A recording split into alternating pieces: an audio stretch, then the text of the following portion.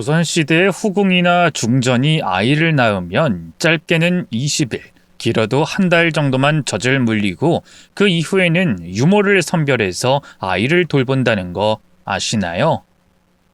그때 뽑힌 유모들은 천민임에도 불구하고 꽤 좋은 대우를 받았다고 들었습니다.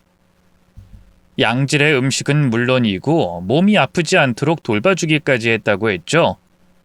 뿐만 아니라 유모가 돌본 아이가 왕이 되면 유모의 가족들도 면천이 되고 유모는 정일품 봉보 부인이라는 관직까지 받았다고 합니다. 아마도 평생 천민으로 사는 것보다는 훨씬 나을 거라고 다들 그렇게 생각하겠죠. 눈 딱 감고 희생하면 온 가족들이 행복하게 살 수 있을 테니까요. 하지만 전 다릅니다. 왜냐하면 전 그 천민인 유모가 낳은 진짜 자식의 마음을 알기 때문이죠. 시대와 상황만 다를 뿐 저 역시 어머니를 빼앗긴 채 살아왔거든요. 처음 시작은 이랬습니다.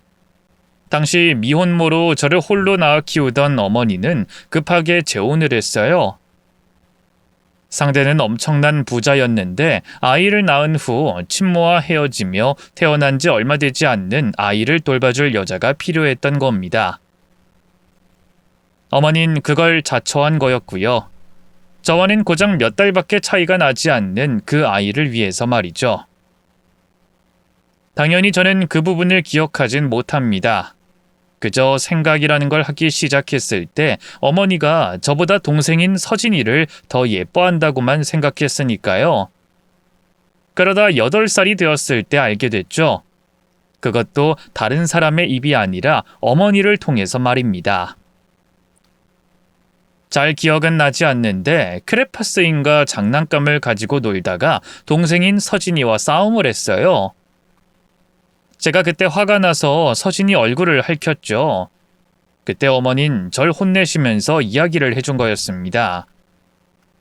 지선이 넌 질투 같은 걸 하면 안 돼. 동생한테 잘해줘야 한다고. 어린 저는 이해하지 못해서 물었죠. 싫어. 내가 왜 그래야 하는데? 서진이가 먼저 내 물건 가져갔단 말이야. 그럼 줘. 그냥 줘도 되잖아. 서진이한테 무조건 양보해. 싫어. 엄마가 혼내줘. 왜 맨날 서진이만 예뻐해? 엄마 미워. 어쩔 수 없으니까. 잘 들어. 넌 엄마 친딸이야. 근데 서진이는 아니야. 서진이 엄마는 서진이가 아주 어릴 때 집을 나가버렸어. 그래서 완전 혼자가 된 거야. 이해하니? 혼자? 그래. 이 아이는 엄마 없이 자란 불쌍하고 가여운 아이야. 하지만 지선이 넌 엄마가 있잖아. 더구나 넌 언니고.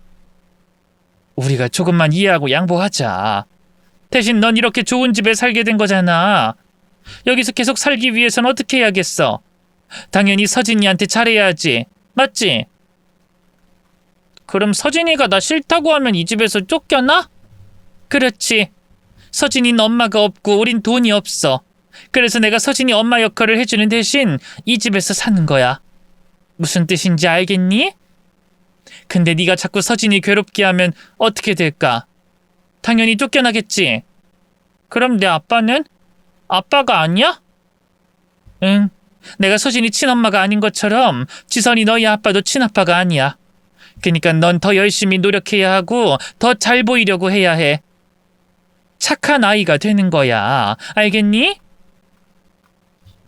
아무것도 몰랐을 때는 새아빠에게 아빠라고 부르고 동생인 서진이와도 싸워도 잘 놀았던 걸로 기억을 합니다. 하지만 오히려 그 말을 들은 순간 그 집, 그리고 그 집의 식구들 전부가 낯설게 느껴졌죠. 웃긴 건 그때 그 사실을 몰랐던 건 저뿐이었다는 겁니다. 저보다 몇 개월 더 어려서 1살 차이가 나게 된 서진이도 자신의 친어머니의 존재를 알고 있더군요. 이혼은 했지만 한 달에 2번은 딸을 만나러 왔기 때문이었습니다. 어쨌든 저는 그 사실을 알고 눈치를 보면서 대부분의 어린 시절을 보냈어요. 그 집에서 쫓겨날까봐 두려웠던 마음도 있었지만 저보다 서진이를 더 아끼는 어머니의 마음을 되돌리고 싶었기 때문이었습니다. 그렇게 착하고 조용하고 늘 배려하는 그런 아이로 저는 자라야 했죠. 문제는 제가 아무리 노력을 해도 서진이를 따라잡을 수 없었다는 거였습니다. 식사 자리에서 어머니는 늘 서진이의 칭찬으로 밥상을 가득 채우곤 했죠. 우리 서진이가 글쎄 수학 경시 대회에서 1등을 했다니까요. 머리가 유난히 남다른 것 같아요. 어쩜 이렇게 애가 똑똑하고 친구들이랑도 잘 지내는지 이번 학교 모임에 가서 사람들이 어찌나 저를 부러워했는지 몰라요. 내가 어깨가 다 으쓱하더라고요. 어머니 말에 아버진 크게 웃으시고는 물으셨습니다. 그래? 근데 지선이도 글짓기 대회에서 상을 탔다고 하던데 왜 그 말은 쏙 빼? 아이, 겨우 은상이에요, 은상. 그거랑 1등이랑 같나? 그리고 글짓기 대회는 그냥 참가만 해도 주잖아요. 알면서 자랑할 것도 아니죠. 아니지. 이 참가를 했다고 주는 상이 어딨어. 그럼 참가상이지 은상이겠어. 당신은 왜 그렇게 첫째한텐 박해? 칭찬도 해주고 그래야지. 애가 더 열심히 하지. 겸손할 줄 알아야죠. 애가 보면 자랑을 못해서 안달이라서. 이것도 다 성격 탓이죠. 서진이는 수학경시대회 1등을 해놓고 나한테 말도 안 했다니까요. 그러니 제가 더 이야기를 하는 거고요.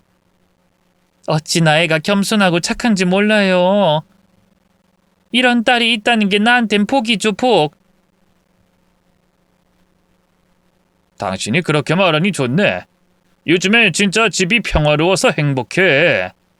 뭘요? 서진이가 어릴 때부터 내가 모유수유해서 그런 건지 더 똑똑한 것 같더라고요. 확실히 모유수유가 머리 발달에 도움이 되는 것 같기도 하고요.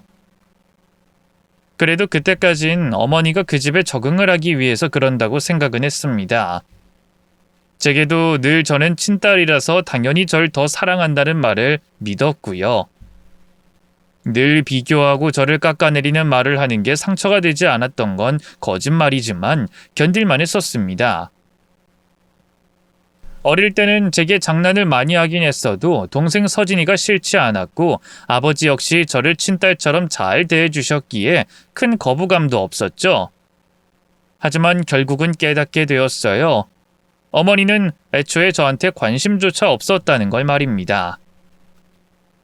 수능을 보는 당일 어머닌 제게 미역국을 끓여주셨죠. 엄마, 이거 미역국이잖아. 오늘 무슨 날인지 몰라? 뭐? 오늘 무슨 날이야? 너 이거 좋아하잖아, 미역국. 엄마, 오늘 수능이야. 그래서 내가 도시락도 싸달라고 했잖아. 어머니는 약간 당황하셨다가 주머니에 있는 돈을 꺼내주시며 말씀하셨습니다. 정신이 없었어. 요즘 서진이 학원 데려다주고 한다고. 그래서 엄마가 깜빡했지 뭐야? 이걸로 가면서 뭐라도 사 먹어라. 운전기사 아저씨한테 말은 해둘 테니까. 그리고 수능날에 미역국 먹으면 미끄러질 성적이면 이미 포기해야 맞지. 그런 미신을 왜 믿어? 서진이는 군말 안 하고 먹었을 거야. 걔 시험날에도 자주 해줬었고. 왜 그렇게 유난이야? 저는 그 돈을 구겨서 바닥에 던졌죠. 엄마, 해도 너무한 거 아니야? 나 엄마 딸이라며. 근데 어떻게 이런 날까지 서진이 이야기하면서 나랑 차별을 해? 그러고도 엄마가 내 엄마가 맞아? 너 날카로운 거 알겠는데 꼭 말을 그렇게 해야 해? 둘 다 내 딸이야, 둘 다. 둘 다? 둘 다라고? 매번 엄마는 그런 식이었잖아. 처음엔 나도 믿었어. 내가 그래도 엄마 친딸이니까 날 사랑은 할 거라고. 착하게, 더 겸손하게 살자 매번 그랬어. 이 집에서 나 매번 숨조차도 제대로 못 쉬면서 그렇게 살았다고.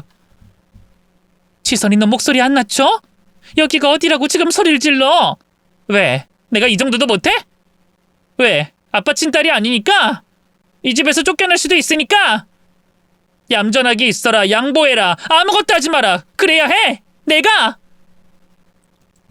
제가 소리를 더 지르자 아버지와 학교 갈 준비를 하던 서진이까지 거실로 나왔고 저는 몸을 떨면서 더 소리를 크게 질렀습니다. 지겨워.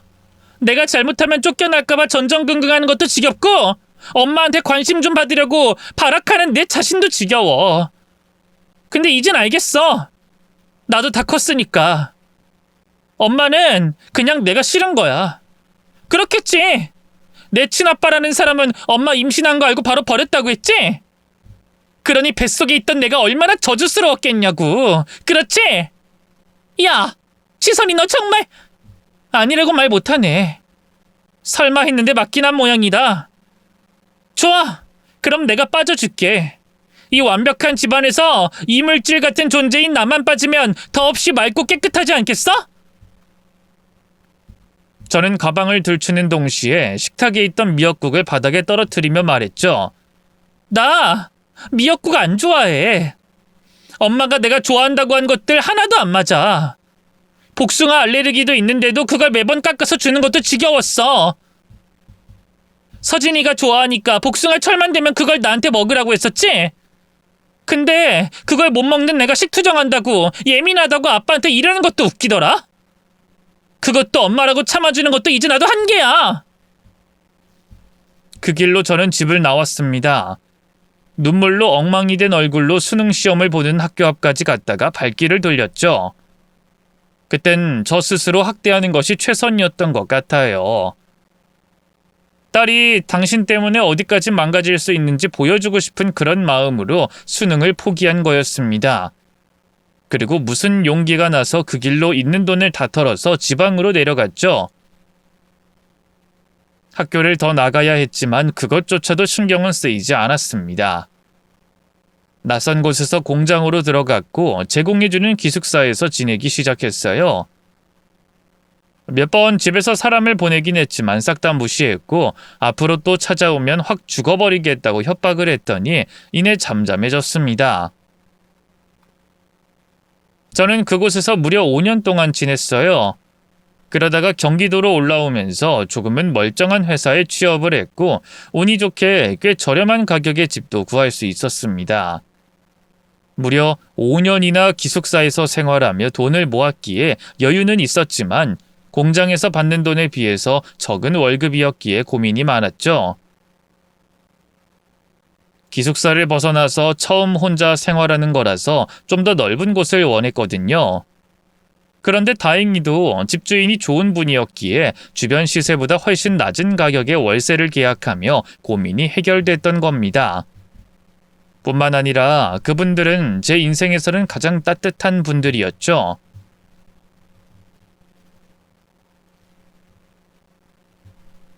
(801호) 아가씨, 이것 좀 먹어봐요. 과일이 참 달아서 넉넉하게 샀어요. 아, 저번에 반찬도 주셨는데 또 이런 걸. 어차피 늙은 노인 둘만 사는 곳이라 먹는 게 남아요.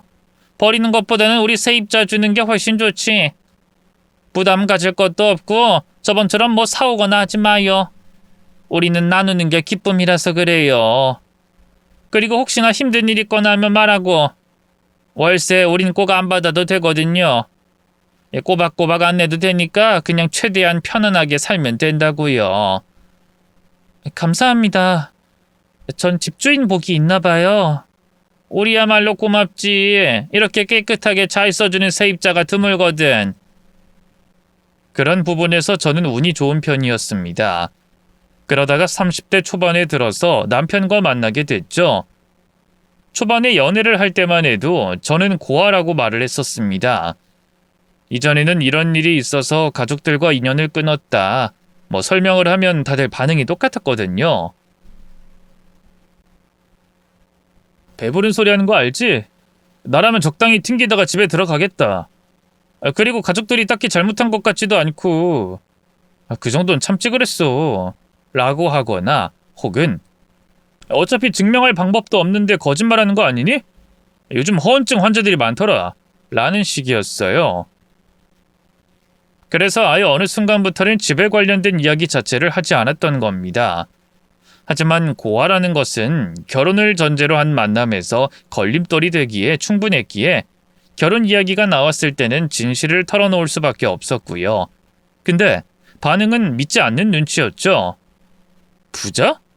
근데 그렇게 살았다고? 어릴 때라서 너희 집이 엄청 크고 부자라고 생각한 거 아니야? 원래 어릴 때는 운동장도 엄청 크게 보이잖아. 또 지금은 또 다를 수도 있지. 그게 벌써 10년이 넘었으면 부자도 망해. 그래서 안 찾은 걸 수도 있지. 그럴지도 모르겠다. 연락도 한 적 없고 찾아간 적도 없으니. 어쨌든 부모님이 두 분 다 살아계신다는 게 정말 다행이다. 뭐 말은 안 했지만 사실 우리 엄마가 결혼 반대하셨었어.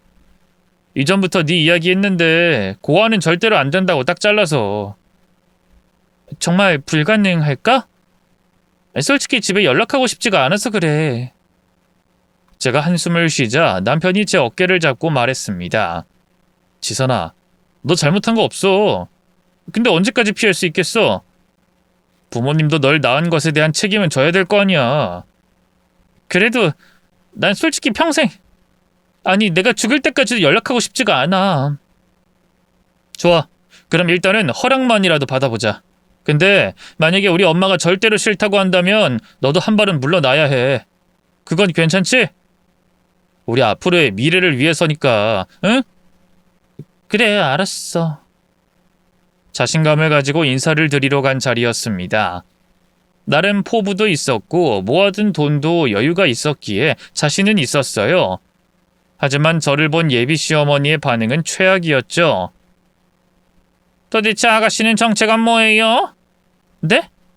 아니 처음에 아들한테 들었을 때는 고아라고 하더니 이제는 절연을 했다.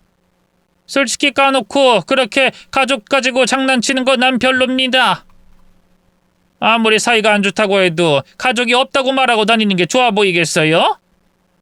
이제 와서 가족이 다시 있다는 것도 웃기고.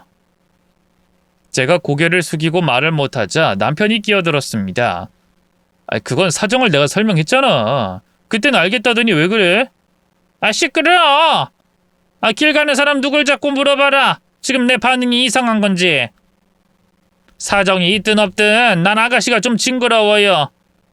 어쩜 가족들을 죽은 사람 취급을 해? 아무리 싫다고 해도 그런 사람을 난 내 집으로 들일 생각이 조금도 없어요. 한 털 더. 저는 무릎을 제대로 꿇고 최대한 조심스럽게 말했죠. 거짓말을 한 건 정말 죄송합니다. 처음부터 그럴 의도가 있었던 건 아니었어요. 정말입니다. 그 부분은 저 역시도 잘못을 했다고 생각해요. 더 일찍 말을 했어야 했는데 모두가 다 불찰이에요. 대신 앞으로는 정말 잘하겠습니다. 절대로 실망시켜드리지 않을게요. 제 말에 시어머니는 한숨을 쉬셨습니다. 그게 다라고 생각해요? 일단 아가씨 대학도 졸업 못했죠? 우리 아들 정욱이는 좋은 대학 나와서 더 좋은 회사로 다니는데 아가씨는 뭘 했어? 들어보니 작은 중소기업에서 무슨 사료? 동물들 먹는 그런 거 판매한다던데 맞아요? 네, 작은 기업이긴 하지만 오래 다녔고 직급도 높아요. 비록 대학은 졸업 못했지만 모아둔 돈도 있고요. 돈? 누군 돈 없이 거지처럼 사는 줄 아나? 어느 정도 있는진 정욱이한테 들었는데 그 정도는 어림도 없지? 무슨 경매장에서 생선 사는 것도 아니고 돈 이야기 꺼내는 것부터가 수준이 떨어지네. 이러니 우리 정욱이 짝으로는 절대로 안 된다는 겁니다. 아시겠어요? 시어머니는 강경하셨습니다. 남편이 따지고 억지를 부려도 절대로 안 된다고 하셨죠. 결국 초반에 말했던 것처럼 저희 집에 가서 제대로 인사를 드리겠다고 하더군요. 하지만 저 역시도 고집을 쉽게 꺾진 않았습니다. 어린 시절부터 고등학교 졸업에 가까운 시간 동안 받아왔던 차별과 무관심으로 받아온 상처는 그리 쉽게 잊혀질 수 없었으니까요. 그렇게 결국 5년이라는 시간이 지나게 되었죠. 어느덧 40에 가까운 나이가 되었을 때는 그 사람과의 이별까지 생각은 하고 있었어요. 이런 식으로 결혼을 미뤄봤자 서로에게 상처만 줄 것 같았으니까요. 하지만 문제가 생기고 말았습니다. 바로 제가 임신을 하게 되었기 때문이었죠. 솔직히 포기할까 하는 생각도 들었지만 차마 그럴 수가 없었습니다. 30대 후반에 가진 첫 아이였고 그 아이가 마지막이 될 수도 있다는 생각이 들었을 때 결심을 내린 거였어요. 가족들과 대면하기로 말입니다. 그렇게 저와 남편은 저희 집을 방문했어요. 이전보다 늙고 몸이 작아 보이는 부모님과 거의 20년 만에 만나게 된 거였죠. 거기에다가 제 동생인 서진 역시도 마찬가지였습니다. 길에서 지나가다가 봤다면 못 알아볼 정도로 많이 달라져 있더군요. 대신 호화로운 집은 여전했습니다. 남편의 눈이 핑핑 돌아갔죠. 미쳤다. 나 이런 집은 처음 봐. 드라마에서 보는 그런 집 같아. 담장이 이렇게 높은데 햇빛은 들어가는지 모르겠네. 대문에서 집이 이렇게 떨어져 있어? 저는 그 사람의 옆구리를 찌르며 낮게 말했습니다. 그냥 인사만 드리는 거야. 인사만. 알았지? 알았어. 근데 밖에 세워진 그 차도 이 집 거야? 식사 자리는 상상한 것처럼 어색하고 불쾌한 시간이었어요. 친한 척 친절한 척하는 어머니, 따뜻하게 저를 보는 부담스러운 시선까지도 최악이었죠. 그럼에도 불구하고 성과는 있었습니다. 철옹성 같던 시어머니의 결혼 허락이 떨어졌기 때문이죠. 당연히 저는 그 상황을 우려했어요. 혹시나 저희 집 때문에 허락을 했는지 불안해서 남편에게 몇 번이나 말을 했죠. 우리 집 보고 다른 생각하거나 하는 건 아니지? 난 우리 집이랑 연락 안 할 거야. 알아, 나도 그럴 거야. 우리 엄마도 그것 때문에 허락한 거 아니야. 일단 부모님이랑 화해했다고 생각하셔. 그것만으로도 괜찮다고 한 거고. 우리가 속물로 보여? 우리 엄마 당신이 돈 있다고 했을 때 반응을 봐. 돈에 휘둘리는 그런 사람 절대 아니라고. 솔직히 그 뒤로 너무 순조로워서 찜찜해지긴 했습니다. 하지만 결혼과 동시에 제 임신 축하 파티까지 해주는 걸 보고 약간은 이해가 되었죠. 어쩌면 저희 집이 아니라 제가 아이를 가진 것 때문에 허락을 해주셨던 건 아닐까 하고 말입니다. 무엇보다 시어머니는 결혼 후에는 제게 굉장히 잘해주셨고요. 너 복숭아 알레르기 있다며? 그래서 내가 다른 과일 샀어. 사과는 줬니? 네, 어머님. 그래. 저번에 보니까 파인애플도 좋아하는 것 같던데. 내가 갈아서 매일 아침에 한 잔씩 주마. 임신하면 감기약도 못 먹으니 미리미리 몸 관리를 해줘야 되거든.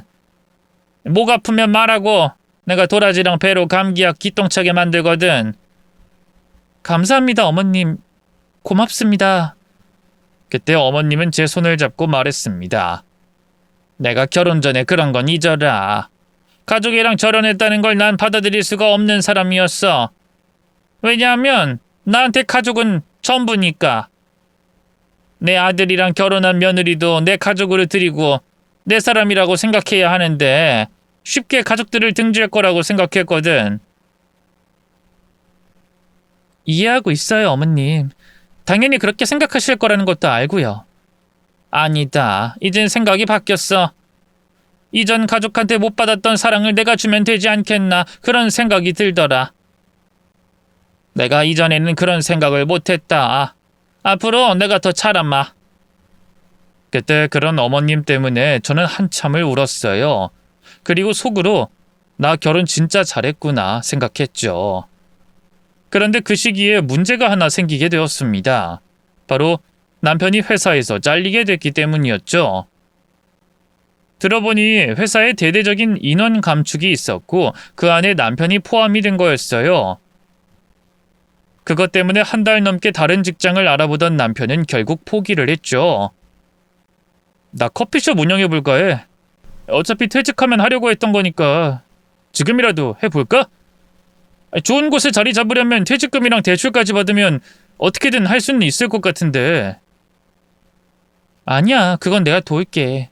내가 모은 돈도 있으니까 너무 걱정 마. 정말? 진짜 너무 고맙다. 당신이랑 결혼하기 정말 잘했어. 나 진짜 열심히 해볼게. 일단 자격증은 따놨으니 가게를 알아보고 계약을 바로 하자. 준비할 게 많아. 처음부터 너무 좋은 자리를 원했기에 다소 부담스러운 부분이 없진 않았습니다. 또 겨우 40대 중반에 회사를 나왔으니 앞길이 막막하긴 했어요. 그럼에도 저희는 운이 좋은 편이었죠. 한 일주일을 가게 자리를 알아보던 남편이 신이 나서 달려왔습니다. 진짜 대박이야. 얼마나 좋은 곳인지 몰라. 당신도 보면 깜짝 놀랄 거야. 왜? 여기 목자골목 있는 곳 있지? 거기 커피숍 자리. 거기에 자리가 딱 났어. 더구나 보증금도 엄청 저렴하고 월세도 거의 없대. 무엇보다 권리금이 없어. 인테리어도 싹 되어 있고 완전 운이 좋았지 뭐야. 그래서 가게 예약은 했어? 어? 그냥 듣고 왔는데. 일단 당신한테 상의를 해야 하니까. 그런 곳은 빨리 나가잖아. 얼른 연락해서 입금해버려. 너무 늦긴 했지만 다행히 그 자리는 남아 있었고 남편이 가게 예약과 동시에 다음 날에 정식으로 계약을 했죠. 제가 가보니 정말로 모든 게 갖춰져 있어서 그저 시작만 하면 되는 곳이었고요. 당시 제 뱃속의 아이템명이 복덩이로 지어진 것도 그런 이유 때문이었죠. 시어머니는 모든 게 복덩이 때문이라고 했습니다. 덕분에 절 더 예뻐해 주셨죠. 하루하루가 그저 행복의 연속이었습니다. 배가 점점 불러와서 몸은 힘들었지만 남편 가게에 일손도 거들었죠. 집에 돌아오면 시어머니가 제가 좋아하는 음식들을 가득 차려놓기도 했고요. 마치 동화책에나 나올 것 같은 그런 완벽한 가족이었습니다. 정확히는 그 전화가 제게 오기 전까진 말이죠. 여자의 촉이라는 걸 믿지 않았지만 그때는 저에게도 그런 게 있었다고 생각이 됩니다. 처음 듣는 목소리, 용건도, 이유도 말하지 않은 상태로 그저 만나자는 말에 저도 모르게 약속 장소로 향했으니까 말이죠. 여자는 저희 집 근처의 공원 앞에서 절 기다리고 있었습니다. 계속 울었는지 눈가는 빨갛게 부어 있었고 저보다는 훨씬 어려 보였죠. 더구나 저를 보는 순간 제 얼굴을 안다는 듯 무릎까지 꿇더니 손을 싹싹 빌며 말했습니다. 정말 죄송해요, 사모님. 진짜 죄송해요. 도대체 누구신지도 말씀 안 하시고 이게 무슨 짓이죠? 누구세요? 저를 아세요? 저 정국 선배랑 오래 만나왔어요. 직장 다닐 때부터요. 그게 무슨 말씀이시죠? 지금 제 남편이랑 불륜 관계라는 건가요? 눈물을 뚝뚝 흘리면서 서럽게 한참 울던 여자는 다시 입을 열었죠. 불륜이라니, 저도 억울해요. 저 정옥 선배 때문에 모든 걸 다 포기했어요. 그 사람 때문에 제가 멀쩡한 가정까지 버렸는데 이건 아니죠. 이제 와서 저와 더는 만나지 않겠다는 소리를 들었다고요. 저도 임신했어요, 사모님. 꺽꺽거리면서 우는 소리를 내는 그 여자는 남편과 4년이나 만남을 이어왔다고 하더군요. 즉, 제가 시어머니의 반대로 인해서 결혼을 주저하고 있을 때 회사 내에서 그 여자와 만나고 있었던 겁니다. 들어보니 여자는 유부녀였고 남편과 결혼을 하기 위해서 이혼까지 했다고 했죠.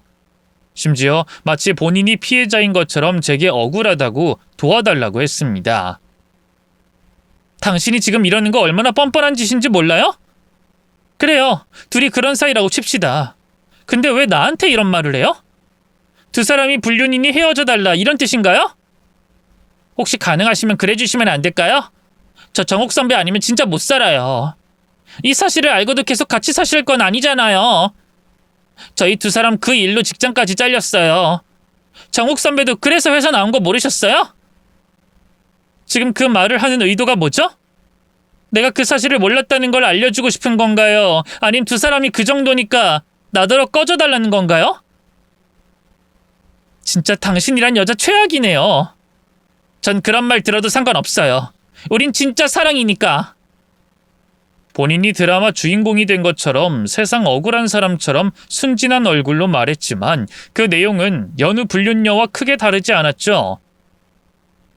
모르긴 몰라도 제가 그 자리를 도망치듯 빠져나왔을 때 그 여자가 더는 울지 않고 웃었을 거라고 확신합니다. 그런 인간이니까 가정을 버리고 바람을 피웠겠죠. 그리고 그날 저는 집으로 돌아오자마자 남편에게 모든 걸 말했고 둘의 관계를 따져 물었어요. 처음에는 거짓말로 둘러대려고 하다가 제가 회사에 전화를 하겠다고 하니 털어놨죠. 그냥 나 좋다고 쫓아다니던 그런 여자야.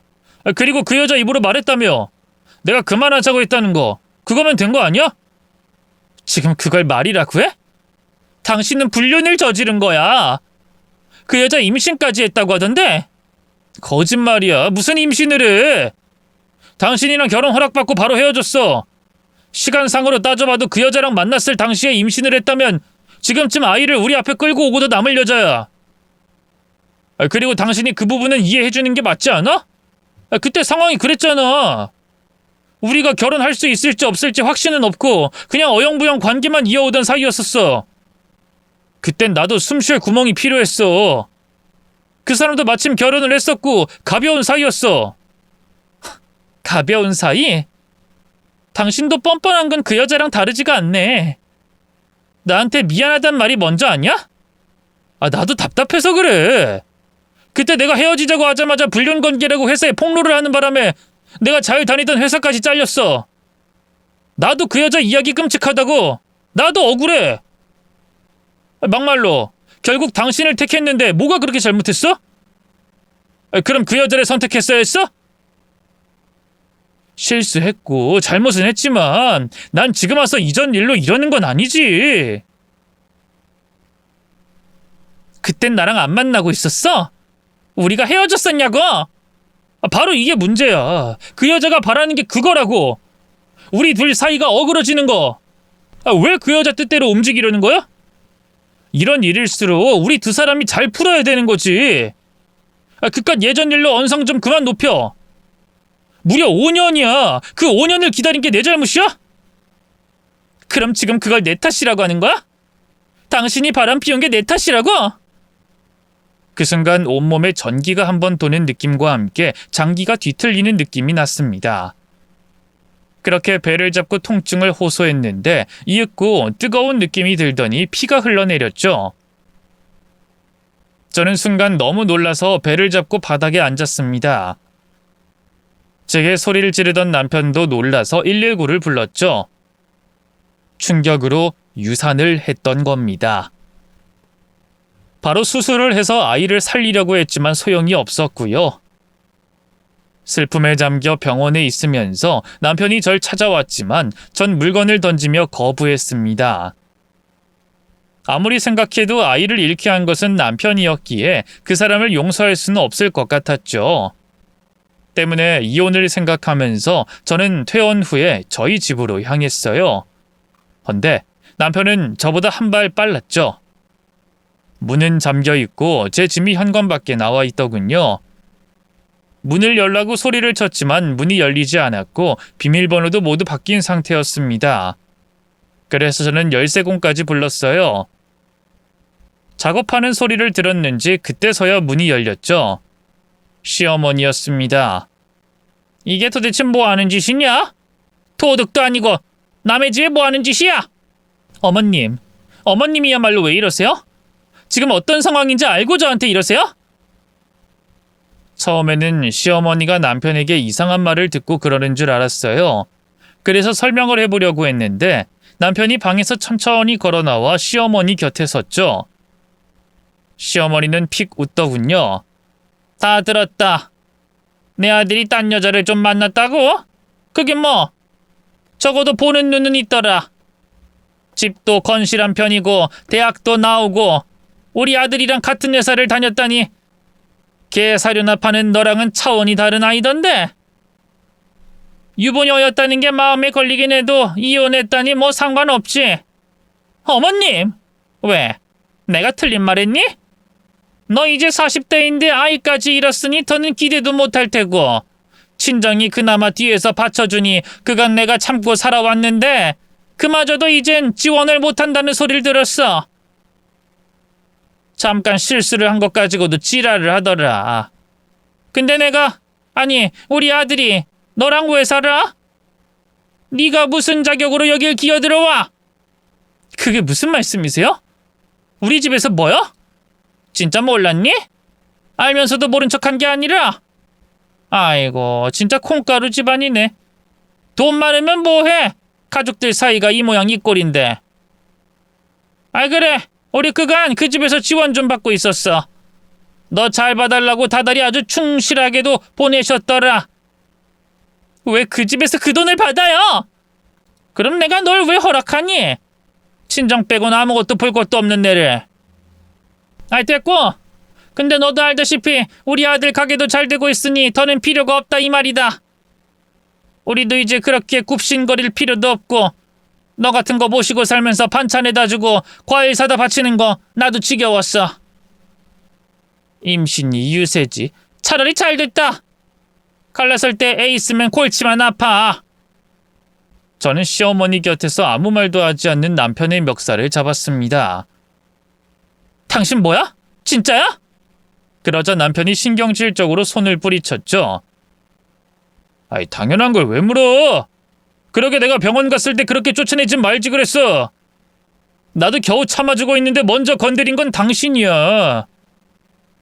이혼하자. 나도 아쉬울 거 없어. 이혼은 알잖아. 우리 은서 만나봤지?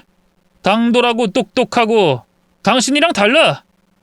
집에서 사랑 많이 받고 자라서 그런지 성격도 엄청 좋아. 그 사람이랑 나 다시 잘해볼 계획이야. 그 여자랑 재혼을 한다고? 그럼 어쩌냐? 나 좋다고 그렇게 목을 매는데. 죄 많은 남자라 어쩔 수 없지. 미친놈. 너 같은 건 천벌받을 거야. 제 말에 남편은 배를 잡고 웃었습니다. 천벌?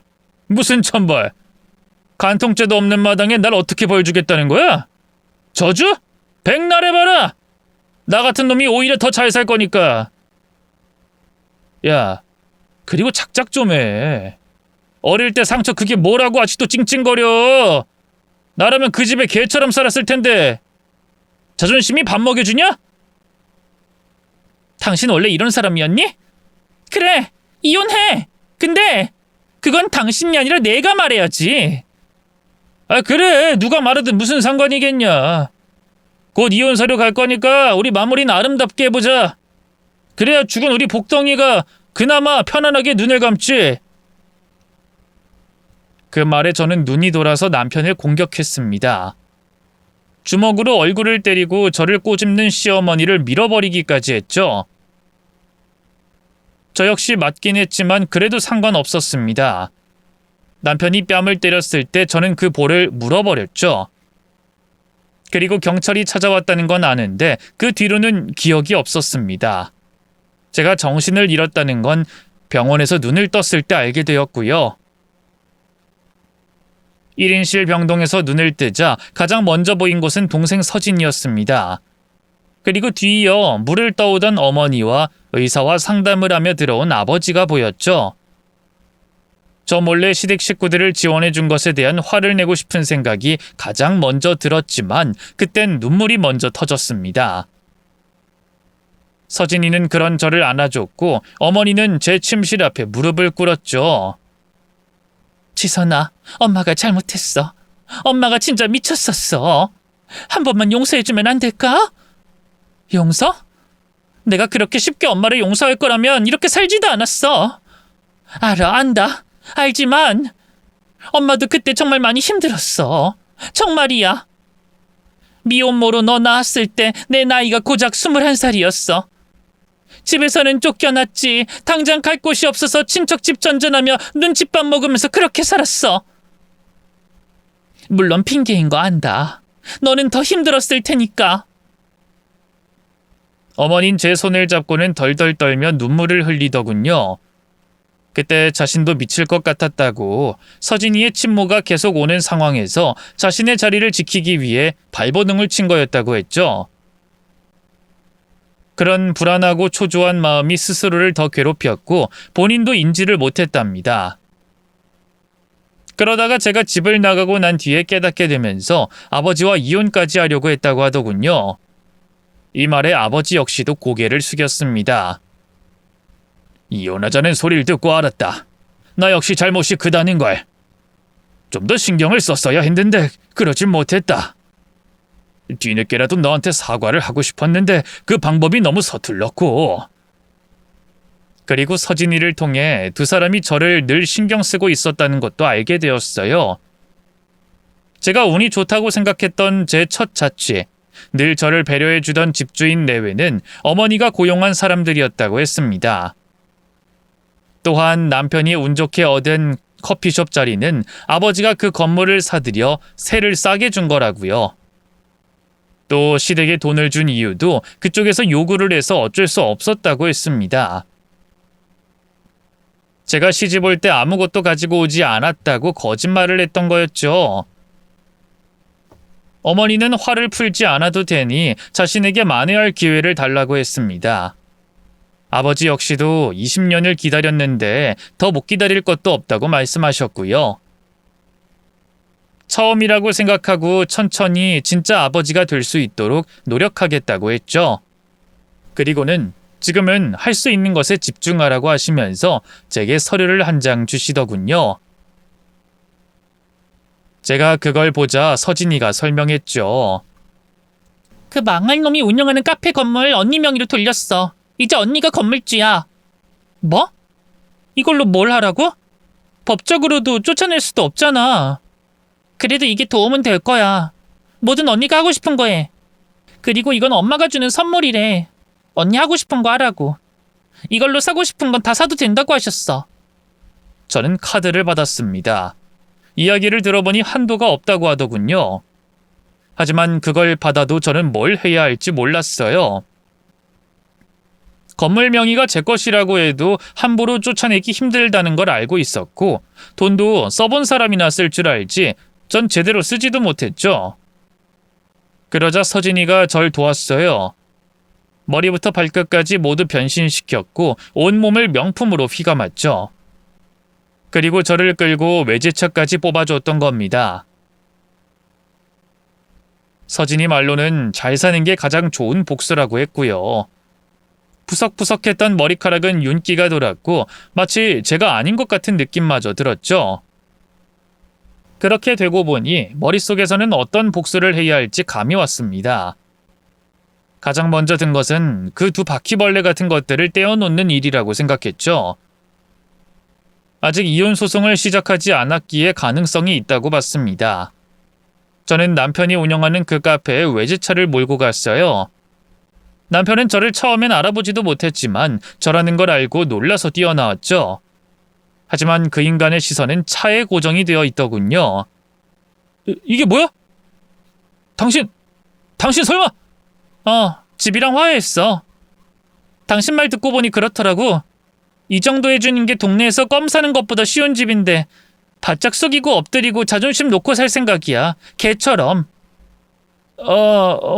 그래. 잘 생각했네. 와, 미쳤네. 그래서 이 차를 사줬다는 거야? 저는 여유롭게 웃었습니다. 개목거리지 뭐. 산책용? 한번 타볼래? 당신한테 더 잘 어울릴 것 같은데. 정말 그래도 될까? 사실 내가 꿈에 그리던 차거든. 자존심 내세우며 당장이라도 저한테 나가라고 할 줄 알았는데 좋아서 실실 쪼개더군요. 사실 당장 나가라고 하면 제가 그 건물의 주인이라는 걸 인식시키려고 했는데 애초에 그럴 필요도 없는 쭉정이 같은 인간이었죠. 드라이브를 하면서 남편의 눈은 반짝거리기 시작했고 저는 결국 제 입으로 제가 건물주가 됐다는 말을 했어요. 마치 별일도 아니고 당연히 그 정도는 할 수 있다는 식으로 말이죠. 그러자 남편이 조심스럽게 묻더군요. 당신 부모님이 나에 대해서 알아본 것 같은데 이혼 이야기 꺼냈어? 다 아셨나? 아시지. 그 정도 정보력은 있을 테니. 근데 알잖아. 어차피 내 말이면 꼼짝 못하는 거. 나한테 미안한 게 많아서 앞으로 내가 하고 싶으면 다 해주신대. 그래서 건물도 받았잖아. 그리고 참고로 그 건물 당신이 카페하는 그곳이야. 뭐? 설마 나 쫓아내려고? 내가? 나 그렇게 옹졸한 사람 아닌데? 당신 말처럼 그땐 상황이 그랬잖아. 그래서 나 당신 충분히 이해하고 있어. 나도 그땐 화가 나서 당신을 때리기까지 했으니까. 근데 하나 궁금한 건 진짜 그 여자랑 재혼하는 건가? 이제 우린 어떻게 되는 거야? 순간 남편의 눈이 굴러가는 게 10m 앞에서도 보일 정도였습니다. 아마도 머릿속에서 열심히 계산기를 굴리는 것 같았죠. 미쳤어? 내가 그런 스토커랑 왜 재혼을 해? 그땐 화가 나서 그렇게 말했지만 아니야. 우리 엄마도 당신 그렇게 보내서 마음이 아파서 며칠째 잠도 잘 못 주무셔. 아니 당신 부모님이 나한테 욕을 하도 하고 하니까 그 화가 나서 그런 막말을 한 거라니까. 아니, 진짜야. 정말? 그럼 내 앞에서 보여줄 수 있어? 은서라는 그 여자 스토커라며. 당신 말이 진짠지 눈앞에서 직접 보고 판단하고 싶어. 굳이? 우리 아직 이혼 안 했잖아. 그러니까 증명을 받고 싶은데. 남편이 자세를 바꾸며 제 손을 잡더군요. 그럼 우리 이혼 안 하는 거 맞아? 난 확신을 얻고 싶어서 그래. 가게에서 쫓아내지 않는 것만으로도 확신이 서지 않아? 또 내가 그렇게 쫓겨났는데도 당신한테 화를 내지 않는다는 것만 봐도 알 수 있잖아. 난 당신 마음이 향하는 곳을 알고 싶을 뿐이야. 그래야 우리가 함께 이 계집과 개 목걸이를 누릴 수 있지 않을까? 헌데 남편은 본인이 한 짓이 있으니 바로 넘어오진 않았습니다. 그래서 저는 직접 보여줘야 했죠. 일단 아파트 몇 개 중에 가장 좋은 집을 고르고 그 안에 들어갈 가구부터 살림까지 모두 눈앞에서 결제를 해줬어요. 그 안에는 남자 시계도 몇 개 있었죠. 새로 들어갈 신혼집에 시계 보관함이 있었기 때문에 그곳을 채워 넣을 생각이다 말하니 남편은 그제서야 믿는 것 같았습니다. 물론 그 인간과 들어갈 집이라고는 말하지 않았어요. 시계 역시 환불을 하거나 아버지에게 선물이라고 줄 생각이었죠. 단순히 환상을 보여줬을 뿐이었고 그래도 그게 효과가 있었는지 혼자서 김칫국만 잔뜩 먹은 남편은 그 다음 날 시어머니까지 대동한 상태로 저를 불러냈습니다. 아무것도 모르는 내연녀도 그 안에 있었고요. 선배, 이 여자는 왜 여기 온 거예요? 이혼하는 거 아니었어요? 미쳤어? 나랑 내 아내는 이혼 안 해. 이 스토커야. 너 때문에 내 소중한 아이까지 잃었는데. 오늘 널 여길 부른 건 우리 부부는 아직 건재하다는 걸 보여주기 위해서야. 선배, 도대체 왜 그래요? 벌써 우리 집에 인사도... 시끄러! 헛소리 하지 마. 우린 오해 이미 풀었어. 야, 너같이 가정까지 버린 불륜녀는 저도 안 가져. 어디서 남의 가정까지 파탄을 내? 앞으로 두 번 다시 우리 앞에 나타나지 마. 여자는 당황했는지 시어머니를 붙잡았죠.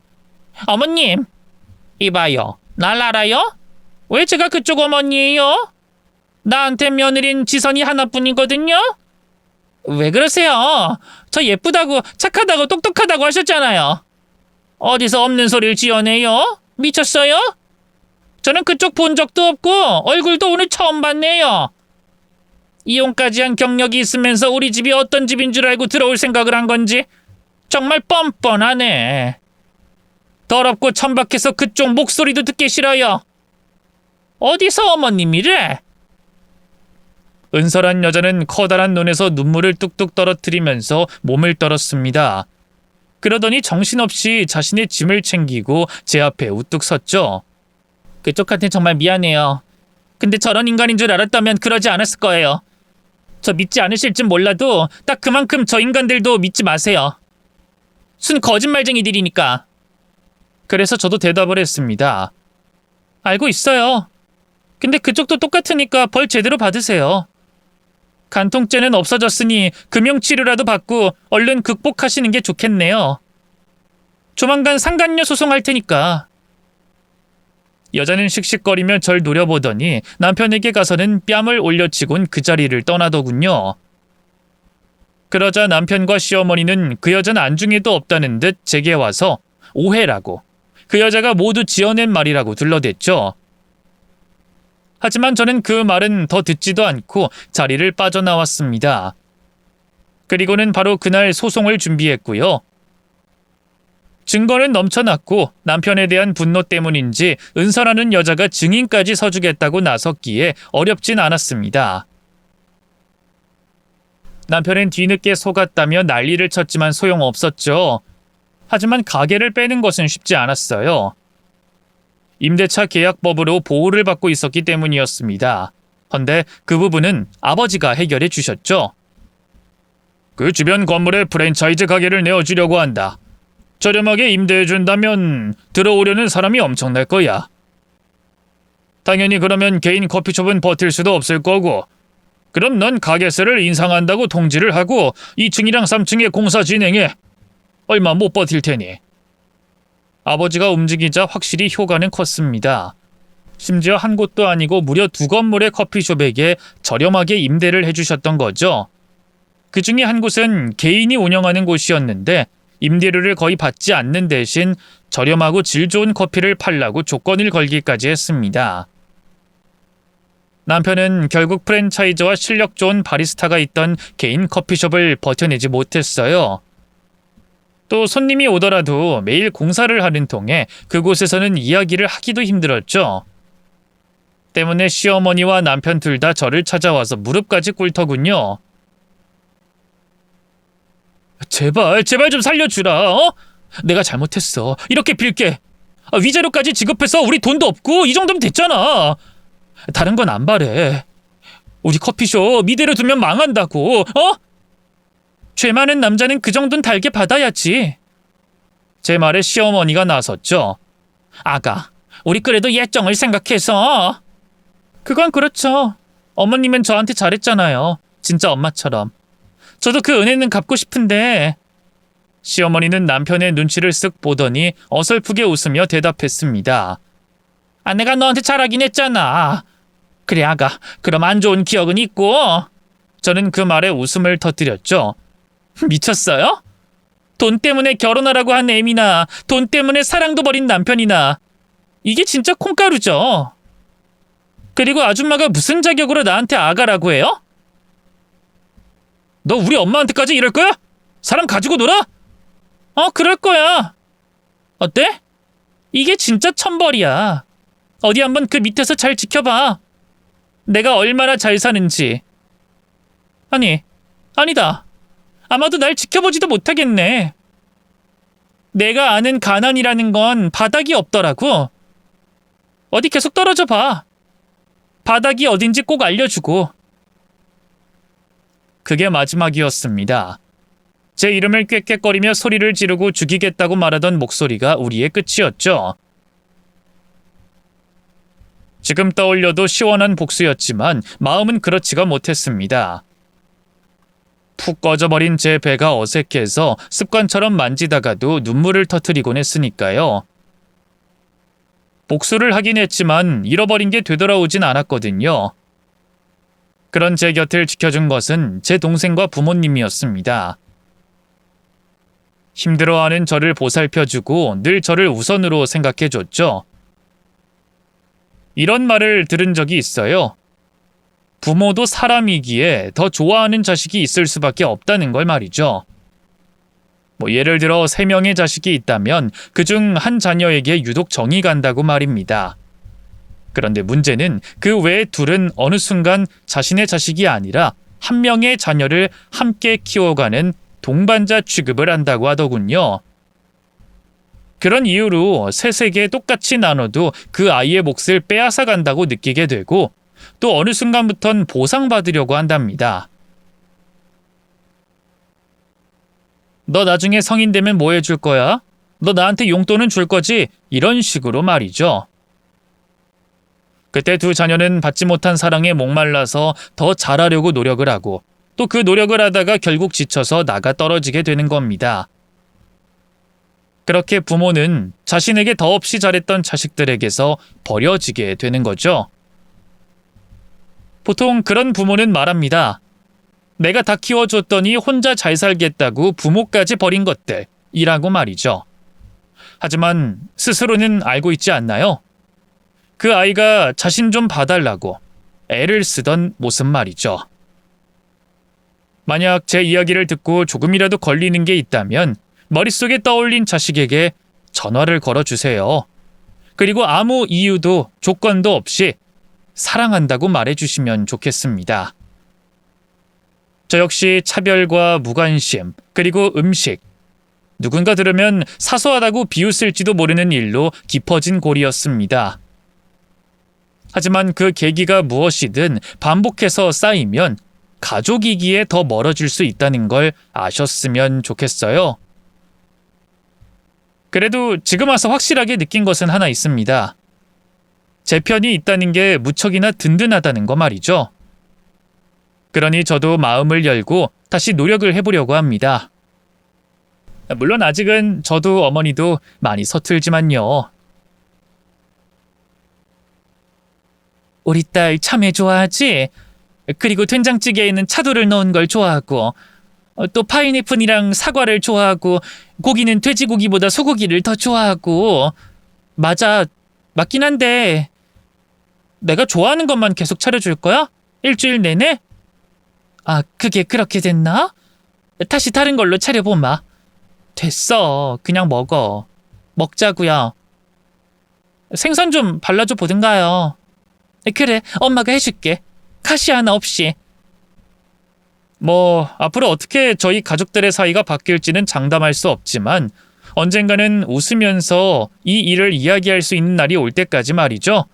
그때까진 부담스러울 정도의 관심과 배려 충분히 받아보려고요. 아기 때부터 받지 못했으니 적어도 10년, 아니 5년이라도 그렇게 살 생각입니다. 이렇게 한 번은 살아봐도 되겠죠?